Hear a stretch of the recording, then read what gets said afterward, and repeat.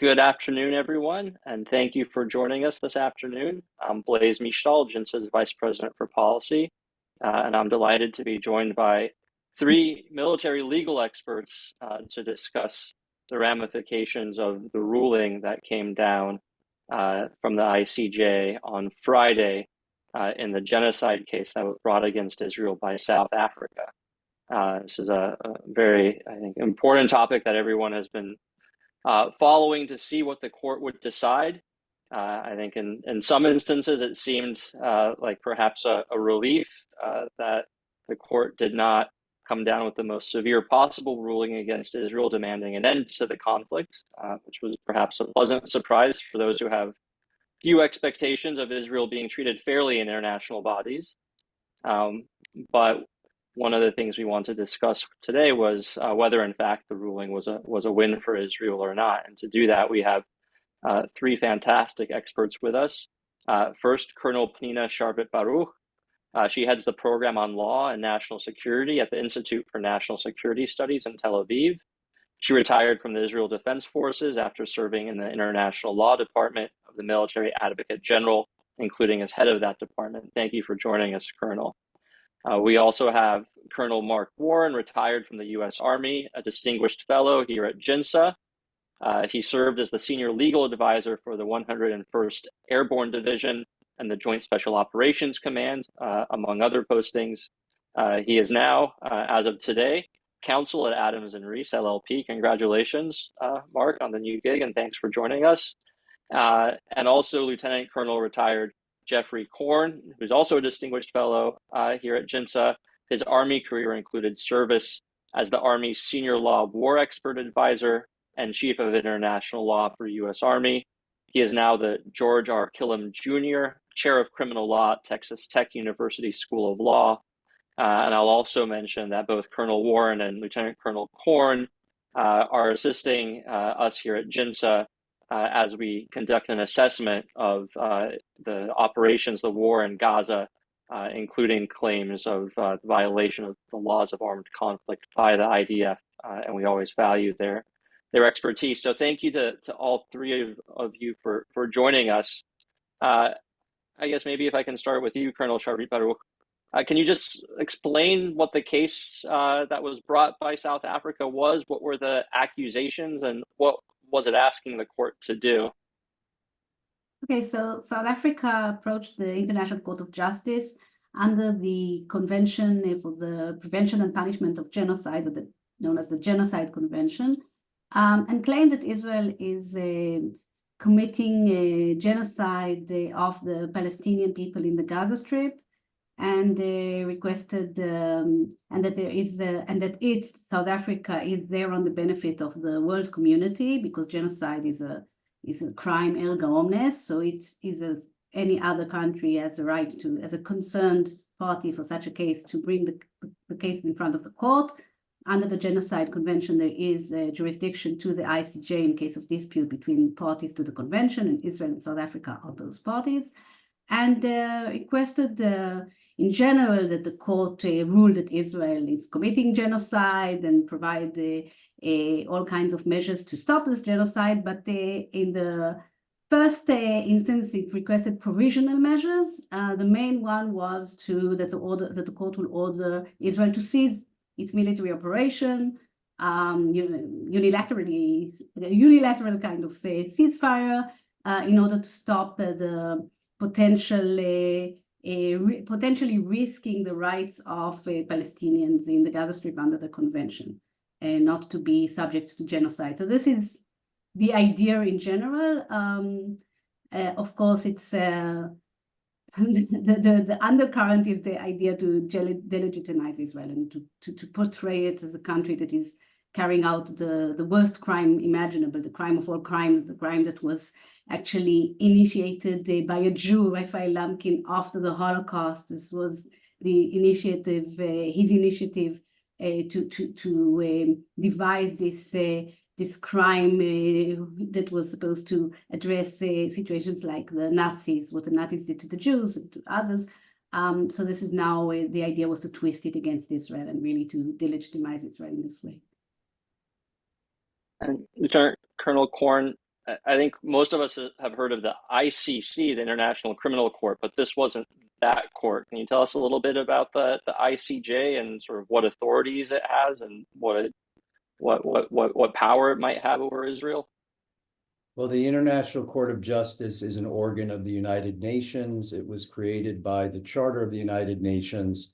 It's the successor court to an earlier court that is basically intended to provide a venue for what we might call interstate alternative dispute resolution. So the idea behind the International Court of Justice as an instrument of enhancing international peace and security and avoiding conflict between states as part of the mosaic of the Charter of the United Nations was that we need an independent judicial institution to resolve disputes related to international law between states so that those disputes can be resolved peacefully. So the International Court of Justice, contrary, sometimes you hear on the news people say they should haul that guy in front of the International Court of Justice, and I'm always amused by that because I wouldn't mind being hauled in front of it. I'd get a trip to The Hague and nothing would happen because the court has no jurisdiction over people. It only has jurisdiction over states, and it has jurisdiction when the states agree to that jurisdiction. Many multilateral treaties include a provision that says if there's a dispute as to the meaning or application of this treaty, the parties to the treaty agree that that dispute will be resolved by the International Court of Justice. And that's the basis for the assertion of jurisdiction under the Genocide Convention. The court can also hear cases on an ad hoc basis. So if there are two countries that have a dispute over a border, for example, they could submit the dispute to the court. And it's also empowered to give the United Nations what are called advisory opinions. So if there's a question of international law that the United Nations wants a legal opinion on, it can go to the International Court of Justice and seek that opinion. In terms of, you say, what is the authority it has over Israel? The authority the court has over any state is very much like the authority that any court has. It's basically kind of a moral authority where the states have an obligation to respect international law, but it has no independent enforcement authority. And the United States has been one state that has periodically refused to implement rulings of the International Court of Justice because we disagreed with them. The only real way to enforce a ruling of the court would be through the Security Council of the United Nations, because that's the entity that has enforcement power for the international community. But I think, as Colonel Warren will say, in terms of kind of political, diplomatic, and legitimacy considerations, strategic legitimacy considerations, it has profound significance. And the mere fact that it took this case had profound significance because at that moment, it almost didn't matter unless there had been a unanimous opinion rejecting the request to assert jurisdiction, which we didn't get. It's going to arm opponents of Israel with ammunition that they covet to try and delegitimize Israel. And we saw that the morning of the opinion. I looked at about 15 headlines internationally, and 14 of the 15 made it sound like South Africa had won a significant victory in the ICJ. The only one that contradicted that was the Wall Street Journal, and the headline was World Court refuses to order ceasefire.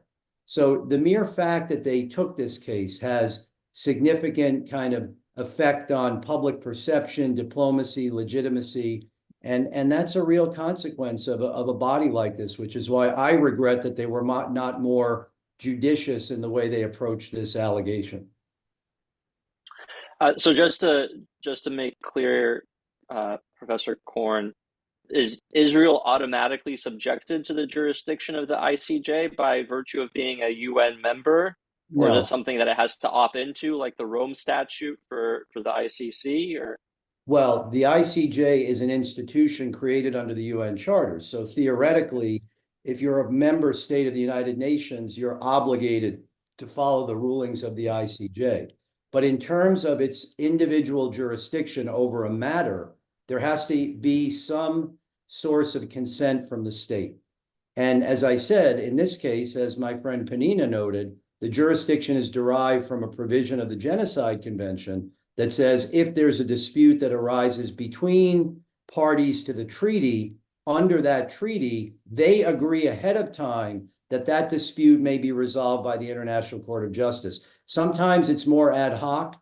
And when the court was initially created, some states submitted a general submission of jurisdiction. The United States did that and withdrew it in 1986 because of the court's opinion in the Nicaragua versus United States over the paramilitary activities against the Sandinista regime. So there have been times where states have just done a blanket submission to jurisdiction, but I think the tendency today is for states to be more restrictive. But the main source of jurisdiction today is going to be the result of agreements in multinational treaties. What about non-state actors like Hamas? Does the court have any jurisdiction over them? I mean, this is one of the great ironies of this case. I mean, they're discussing genocide when one party to the conflict has a charter that has a genocidal, an overt statement of genocidal intent, that's conduct validates that overt assertion, and they have absolutely no authority over that non-state actor because the non-state actor is not a party to the Genocide Convention. So they have the kind of hyperbole towards the end of the preliminary measures where they say, we demand that the hostages be released. Okay, great. But Hamas comes out and thanks the ICJ and demands that Israel enforce the preliminary measures. It's perverse. I mean, it's this disparate, the bigotry of disparate expectations on steroids. So the answer is no.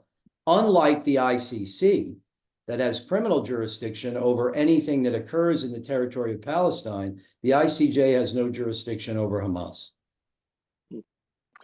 So, Colonel Warren, I think Professor Korn just mentioned it, but what are the preliminary measures that the court ruled on Friday? What were its findings? Well, they issued 6 preliminary measures. And, if you think about it, in this particular action, they're trying to get the case put on the general docket. In other words, decided as a matter of routine proceeding in the court. But what was key on Friday was the court was essentially talking about injunctive relief, preliminary relief, these preliminary measures. And there were six of them, but the most important one was the one that didn't happen. And that would have been big news. And Penina and Jeff mentioned it, and that is, unlike, for example, in the Ukraine versus Russian Federation case that asked for preliminary measures of a unilateral ceasefire that was asked for here by South Africa, it was not granted. And that's why I think the context is awful. The perverse irony of the case existing in the first place is awful. This is more about information and politics than it is about law. That's the reality, but it could have been worse. And so I think contextually, realistically, and given, frankly, the low expectations that all of us have with a UN tribunal entity or agency taking action or making a comment about any action of Israel, that it was a tactical win for Israel simply because it avoided the unilateral ceasefire invocation. And that's significant. Now, as Jeff said, the ability of the court to actually enforce that is illustrated by the adherence of the Russian Federation to the ceasefire ordered in the Ukraine invasion. Or one could argue even of the United States in the Nicaraguan cases. But the point is, it would have been used even more so as information and political operations. Essentially, the other political or the other provisional measures that were ordered by the court are things that in great measure Israel was doing anyway. Don't commit genocide, ferret out and punish and admonish those who might encourage genocide, conserve and prepare and retain evidence of any genocide, render humanitarian aid to the civilians in Gaza. A lot of those things as preliminary measures are either underway already by Israel or would be due course by Israel and the IDF as a very compliant military force that adheres to its international legal obligations, including under the Genocide Convention. Now, remember, ultimately, the bar to prove genocide, even in the ICJ, is a high bar requiring very specific, systematic action. But the bar to get into court in the first place is a very low bar. And I think ultimately, probably the best view, notwithstanding the view of the temporary Israeli judge who was put on the case, was of the Ugandan judge who dissented to everything. And she said, this is a political dispute. It's not a legal dispute. So this is ultimately, at the end of the day, all about politics and information, much more so than law. Colonel Sharpie Baruch, I do want to ask you whether you share Colonel Warren's view that this was a tactical victory for Israel. But before I ask that, I wonder if the court had ordered a ceasefire, how would that have affected Israel? I assume it would not have actually forced Israel to cease its operations, but what would the effect have been? No, it would not have. Yeah, But, yeah. Oh, you're asking. Yeah, well, go ahead, Panina. I would say, no, it would not have, but it would have made the situation much worse in terms of what we used to call, when Jeff and I were in the Army, the court of public opinion. It would have made things look worse for Israel then. Panina.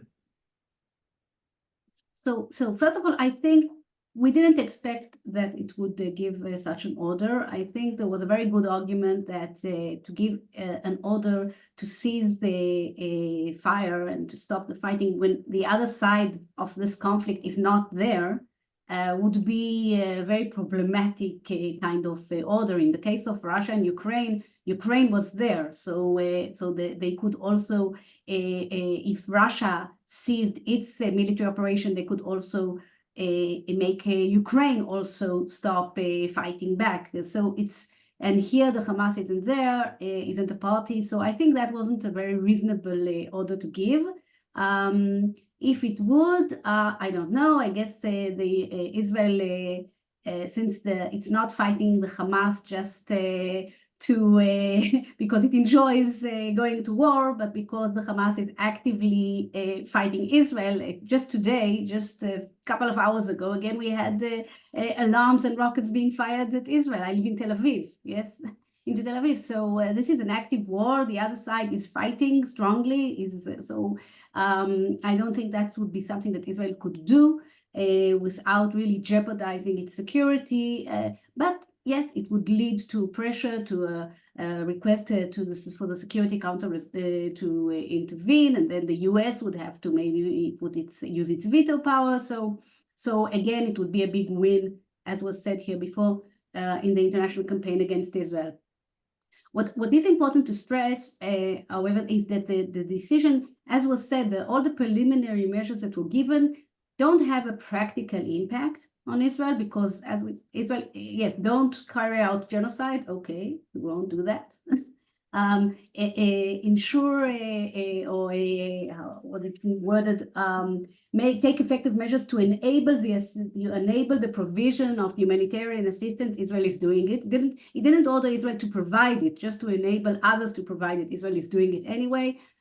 So it's really, and Israel does have to report once a month to the court about the way it is upholding these provisional measures. And it is also important, very important, I think, to note that the court stressed more than once, actually, in the decision that it is not making any determination about the genocidal, the genocide is being, that there's even a suspicion of genocide, or that there's genocide, that Israel has a genocidal intent. They stressed that at this stage they are not dealing with the merits, they don't have the facts. So this is just provisional measures that are meant to prevent the possibility that the rights under the convention might be irreversibly affected. And they even say it very clearly, that both sides can still, and Israel can still, of course, they still have to prove anything with regard to genocide. This was stressed by the judges, but also in the separate opinions of two of the judges from Germany and India. It was even stressed even stronger. So it is important to note and to understand that the decision itself doesn't mean that the court thinks that Israel is carrying out genocide. You know, However, Blake, however, it is still very problematic because, as was said before, the mere fact that the words Israel and genocide are in the same sentence, the whole idea is again to delegitimize Israel, to show that Israel is a lawless state, and that aim has. In that they succeeded. In that South Africa succeeded, and the Palestinian and the Hamas that is probably behind this, because there are very strong links between South Africa and the Hamas. They succeeded in doing that, and that's what I was disappointed about. That the judges, and most of them did not call the bluff, did not say, there's no genocide here. But I didn't expect them to do that. But I thought that maybe at least more judges would say it more clearly. And also, I was very disappointed that the judges completely disregarded the factual reality.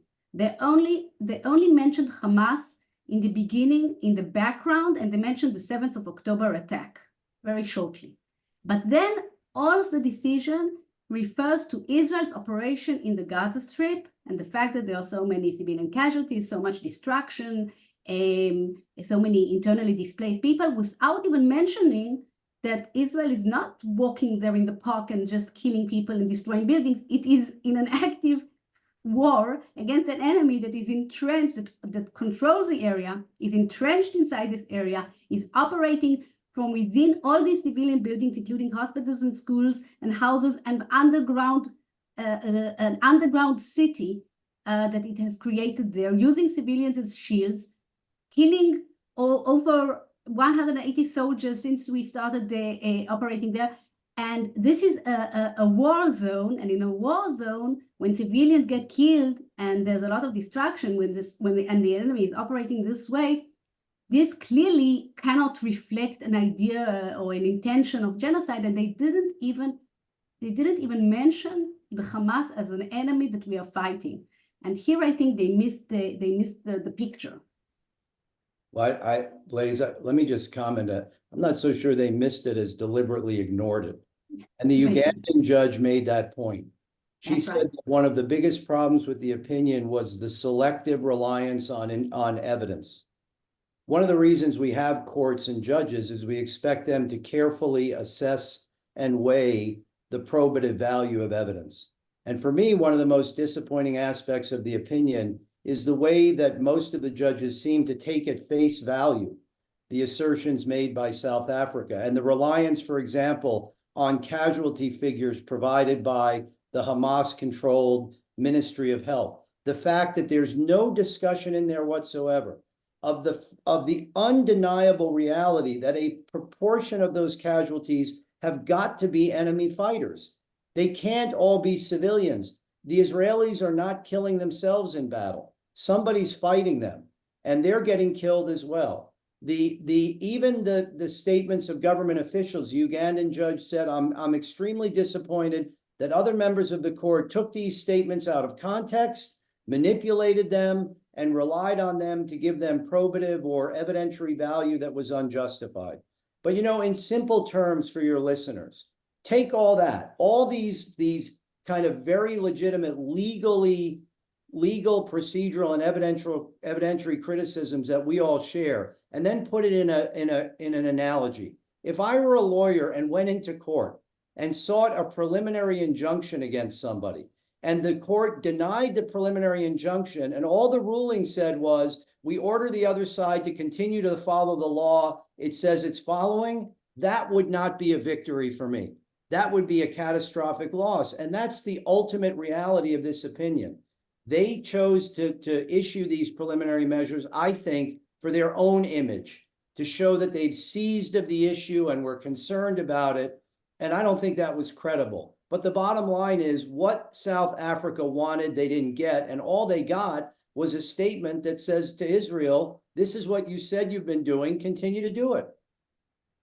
Right, that's exactly right. And I guess we could argue on the margins, was it a win? Was it a tactical win, a strategic win, a loss versus a strategic loss? But ultimately, however you characterize it, the opinion really didn't amount to anything other than in the information and the political sense. And I think the whole thing is a perverse irony, but with regard to the dissenting Ugandan judge who said this is about politics, not law, her point was proven by the reaction of her own government, which came out immediately after and said what she said, in her opinion, was her position as a judge. It does not reflect the position of the Ugandan government.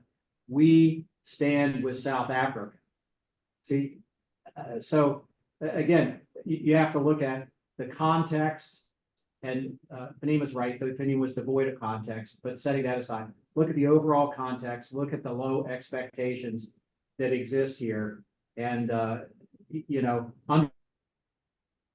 I think it could have been worse. It should have been worse. Shouldn't have been, but it could have been worse. Since we've brought her up several times now, do we know anything about this Ugandan judge and where she got this moral and legal clarity from? Clearly, it wasn't from doing what her government expected her to do. Yeah, Colonel Sharbi Baruch, do we know anything about her? Oh, go ahead, Benita. Actually, I've read somewhere that she did have she was in Israel for a while and has some friends in Israel, but I don't know if that was true or not. You know, today I already don't trust anything I read unless I check it myself.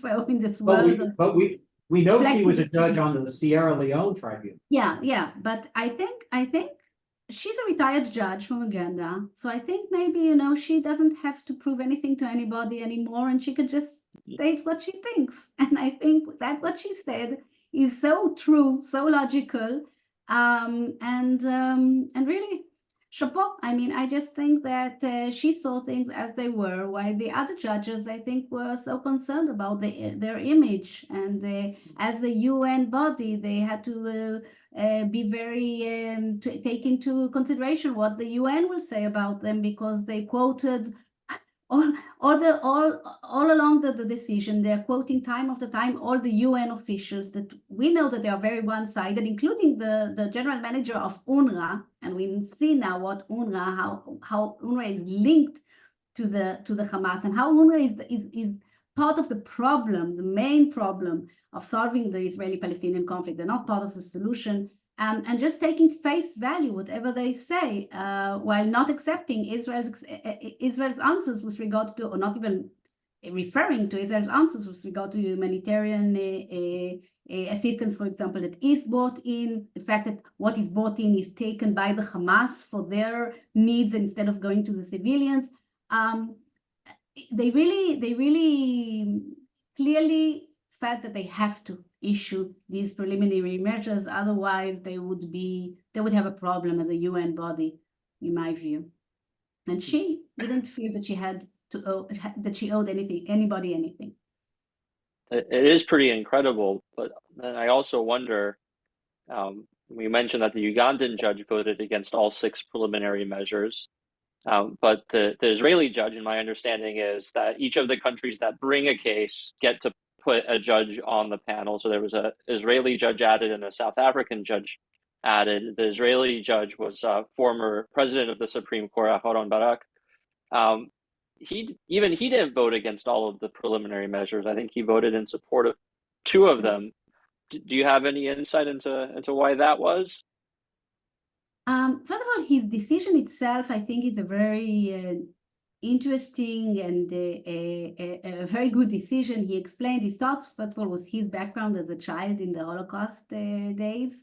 So it's very personal. And then he talks about the Israeli legal system and how Israel abides by the law, and how they are legal advisors in the court supervising the Israeli IDF and the Israeli government. And then he explains, he does refer to the background, to the fighting, to the way the Hamas operates. So all his decision is really very clear that there's no room at all for this process.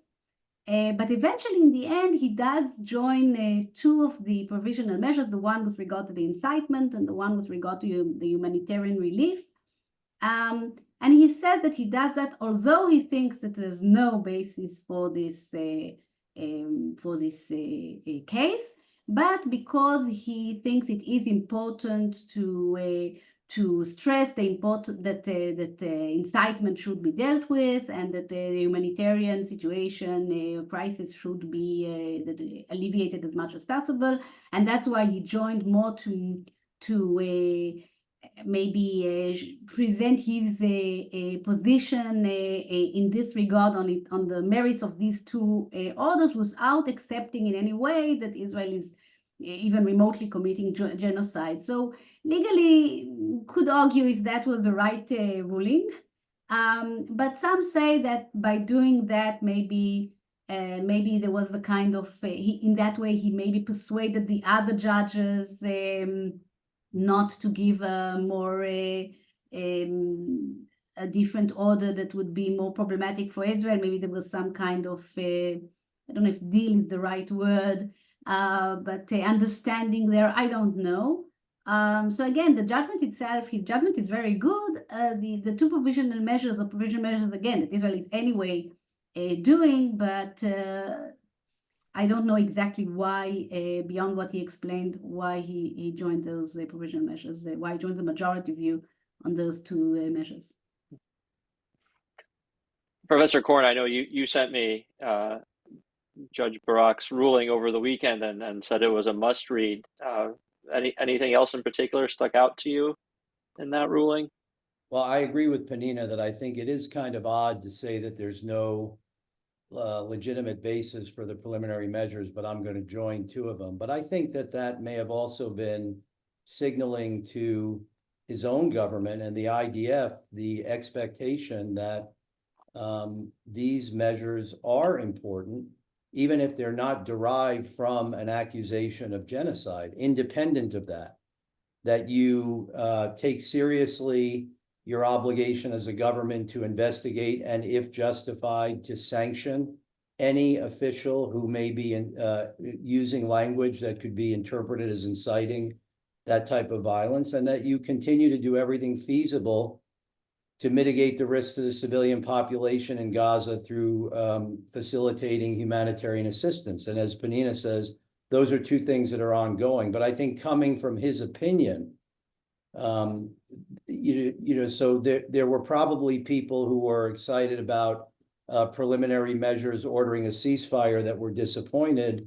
But I think maybe what he was doing was signaling to the Israeli government that we have to continue to improve our situation and do the best we can. And it's not in a vacuum. I mean, Panina knows better than I. Some of the opinions he's written when he was on the Supreme Court or the High Court of Justice in Israel related to military operations they're cited routinely in books related to the law of armed conflict for the principle that even when you're fighting the most pernicious, lawless enemy, your obligation is to maintain and strive for the highest standards of legal, ethical, and moral conduct. And he put that right in the opinion about the IDF's code.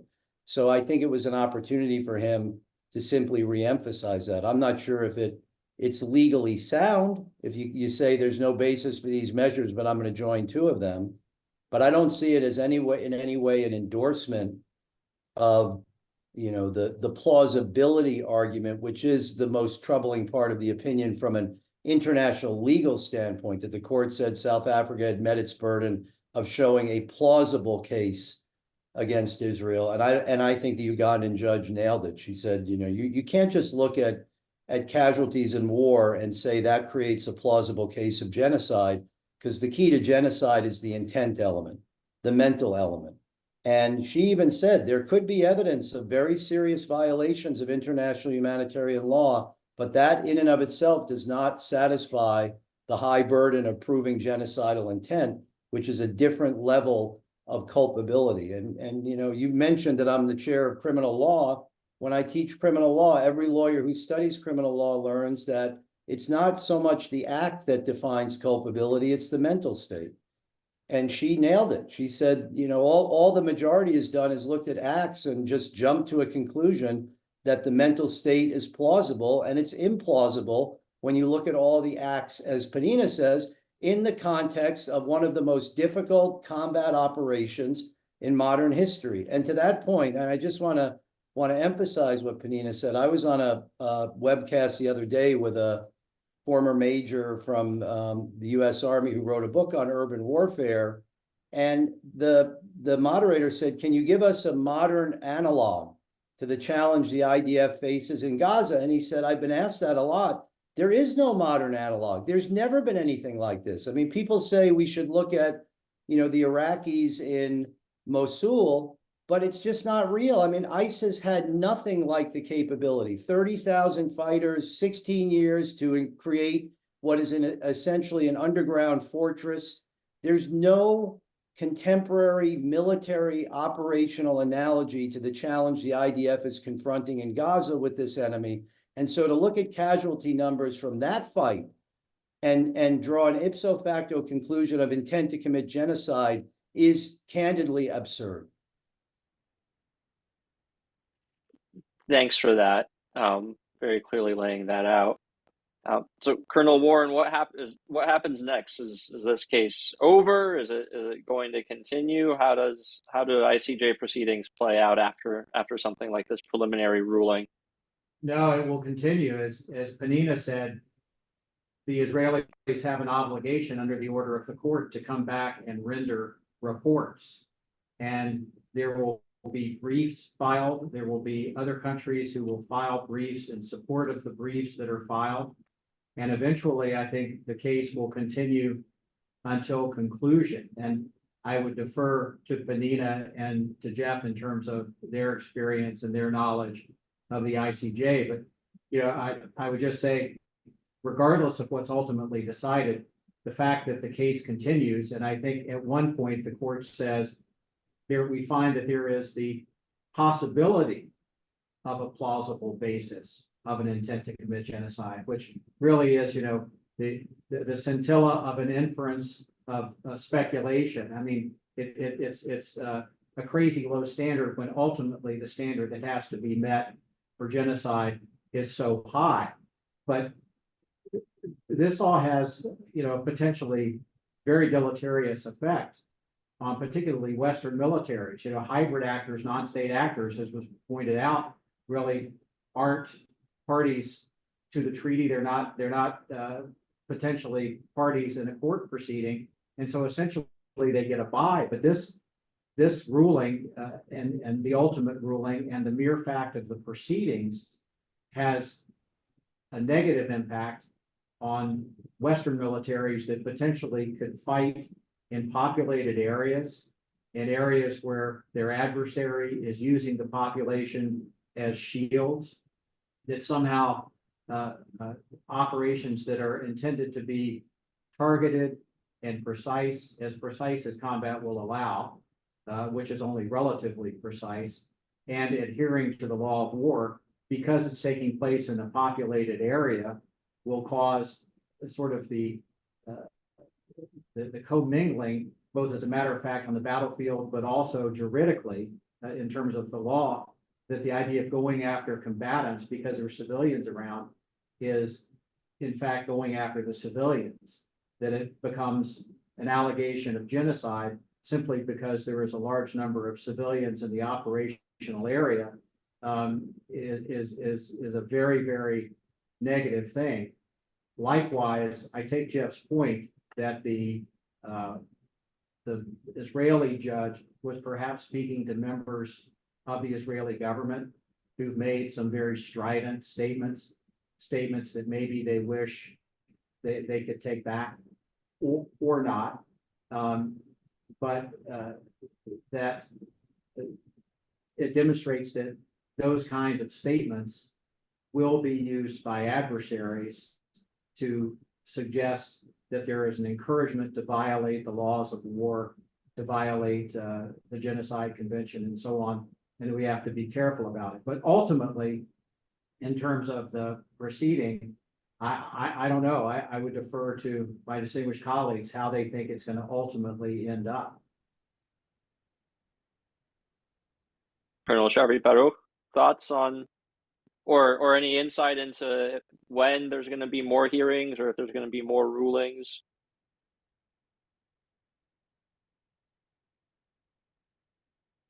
We can't hear you. Blaze, this is going All to. right, we'll give you a second to get that working. Go ahead, Professor Korn. Blaze, this is going to drag out for a long time, and that in and of itself is troubling. And I think that's why the Israeli advocates fought so hard in their argument to challenge even the legitimacy of the jurisdiction. To have jurisdiction under the convention, there has to be a dispute between two of the party states. And as Israel noted, there really wasn't a dispute. The South Africans filed a diplomatic note with Israel raising concerns about what was happening in Gaza. The Israeli Foreign Ministry offered some type of kind of interaction to give them more information. It was never acted upon, and then suddenly that creates a dispute. I think the Israeli Foreign Ministry and Ministry of Justice understood very clearly that the mere fact that this case continues is adverse to the legitimacy, the perception of legitimacy of Israel, which is already, you come out of the gate and you're handicapped immensely simply by the fact that you are Israel. And as I've said to you, you've heard me say it many times, the minute the Israelis fire the first shot in self-defense, the whole narrative starts to change and they're evil. And Penina has lived through this as a legal advisor in other operations against Gaza. So the fact that it's just out there and dragging on is in a sense tragic in my view. And I think it undermines the legitimacy and credibility of the International Court of Justice, because there will be many people who applaud the fact that they're going to continue to look at it. And what happens if 4 or 5 years from now, they issue an opinion that says there was no intent, this was not genocide? This is toothpaste you cannot put back in the tube. It's that simple. And that's unfortunate. That's why courts, in any system, international, domestic, federal, state, have to be cautious and deliberate and impartial in assessing even their own jurisdiction. And I think that international scholars for years are going to be looking at this case and asking whether or not that type of careful and judicious approach to an assertion of jurisdiction was actually respected by this opinion. Yeah. Please go ahead, Colonel. We can hear you now. Yeah, okay, thank you. Yes, I fixed it. So first of all, I think just one point, legal one, is that the fact that they issued an interim preliminary measure doesn't mean that, again, that they will rule on genocide. And we have also the precedent, because in the Serbia-Bosnia case, they did issue, again, an interim measure against Serbia and eventually concluded that they did not find the basis that Serbia committed genocide. They just said that they didn't prevent, in a certain case, genocide by others. So that's about the legal point. But I think beyond what Jeff said, and I think this is maybe a point that is maybe not understood from outside, because you see us in Israel, and I think we are a very powerful state. I am not saying otherwise, but we are a very, very threatened state. We are under an immense threat today, an existential threat. The Hamas is a very powerful enemy that is determined to destroy the state of Israel. It is in alliance with Iran and its proxies, the Hezbollah, the other Shia militias. We have the Houthis. We are being attacked from all fronts.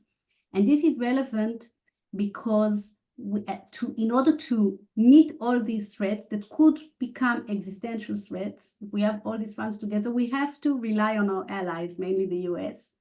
And the idea of this international campaign against Israel is not just to make Israel look bad.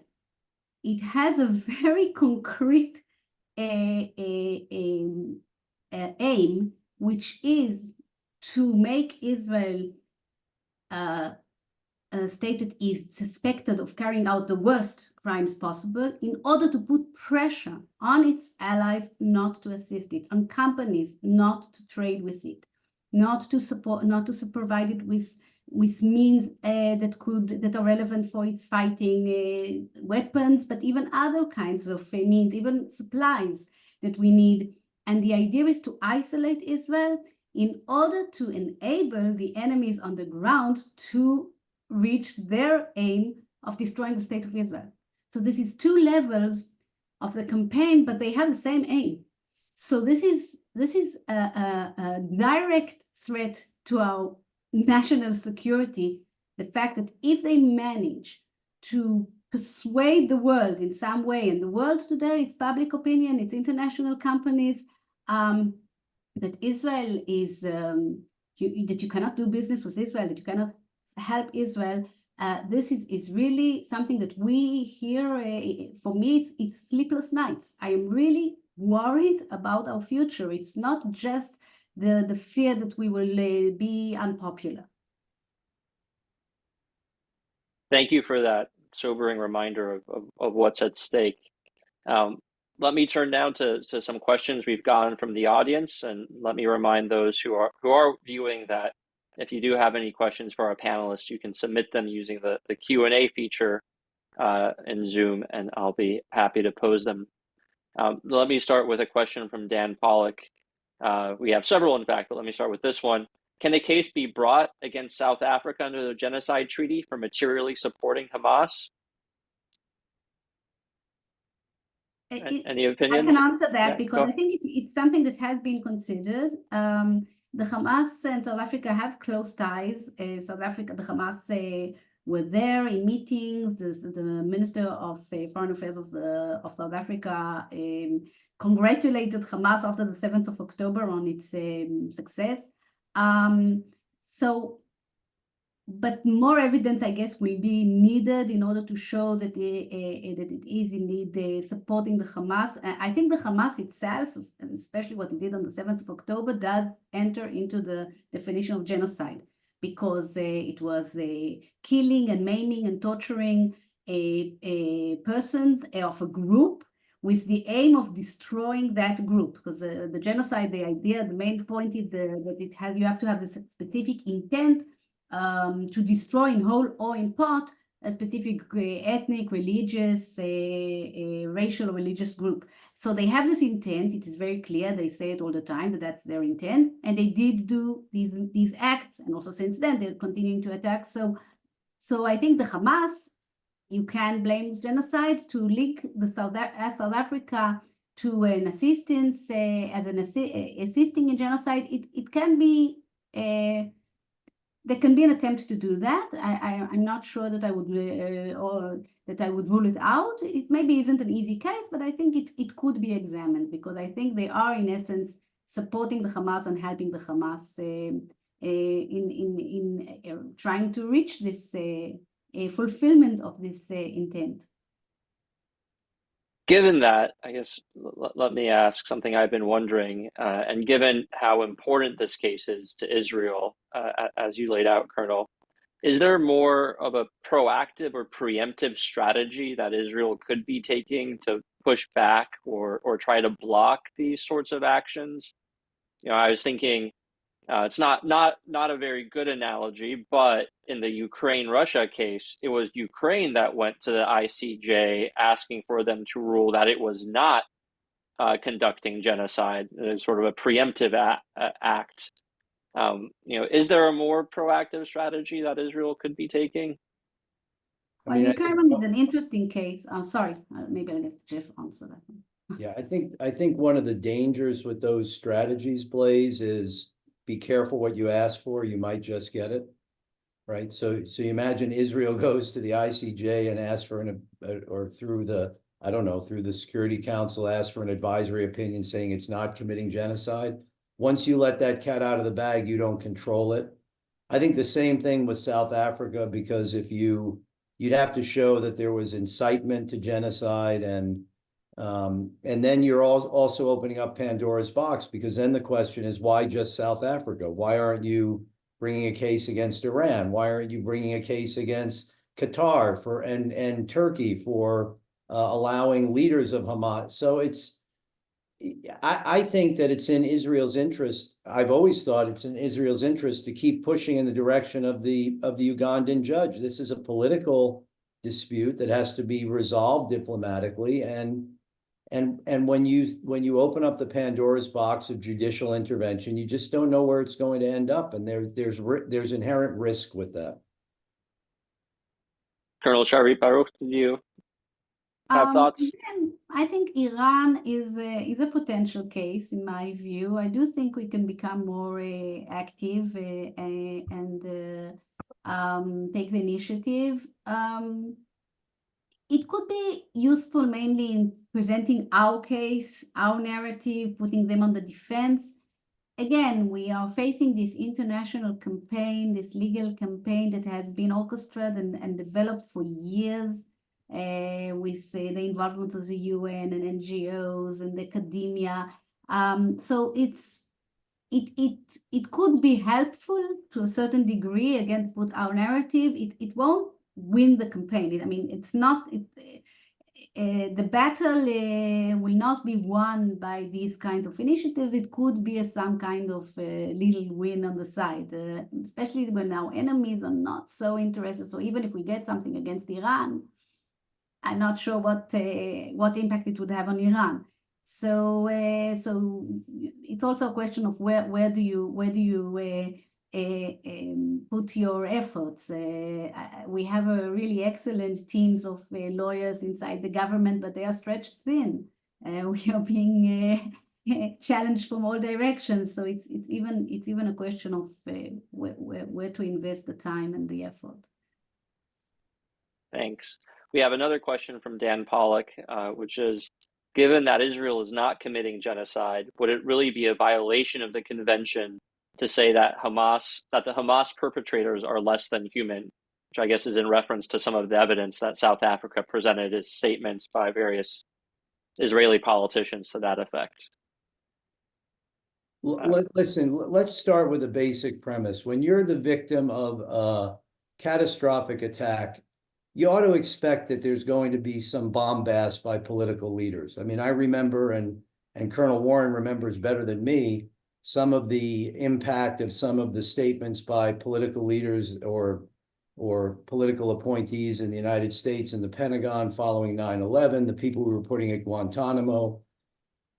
My answer to that, Dan, maybe comes from a different perspective. It's hard enough, I think, for those young Israeli commanders in Gaza to train and enforce standards of holding the line against an enemy that is so pernicious that they play recordings of babies desperate for help in a tunnel to try and bait you into an ambush. I mean, put yourself in the position of a 19-year-old infantryman. At some point, don't you feel like, why do I care about the rules when I'm fighting this enemy? It's hard enough to maintain those lines of discipline. It doesn't do any good to have senior political leaders using that kind of language of dehumanization because it bleeds into that process. So, you know, vilify your enemy, right? Hamas fighters they're deserving of all of the infliction of combat power suffering they endure in accordance with the laws of war, but maintain that bright distinction between who you're attacking and who you're not, because it's hard enough to deal with that in that complex battle space, in my view. Yeah, I agree with Jeff. I think that, first of all, Israel is not committing genocide. There is no intent to commit genocide. But the problem with those kind of statements, in addition to potential confusion and so on, is that it gives fodder to people to say, well, you see, here's an example of incitement by some senior representative of the Israeli government. So you prefer as a lawyer that those statements didn't exist.